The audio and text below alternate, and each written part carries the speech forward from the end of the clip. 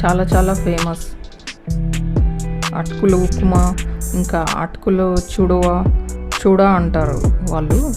అది కూడా తయారు చేసి ఎప్పటికీ రెడీగా పెట్టుకుంటారు. ఎవరైనా గెస్ట్లు వస్తే అటుకులో చూడువ పెట్టి టీ ఇస్తారనమాట. మనకు నిజామాబాద్ వైపు అటువైపు బార్డర్లో, మహారాష్ట్ర ఆంధ్ర బార్డర్లో కూడా, తెలంగాణ బార్డర్లో వాళ్ళు కూడా చాలా ఫేమస్. అక్కడ వాళ్ళు కూడా, మన తెలుగు వాళ్ళు కూడా చేసుకుంటారు అలా. ఎప్పటికీ అటుకులు ఉప్మా, అటుకులు పోహా అంటారు, పోహా చూడు అంటారు.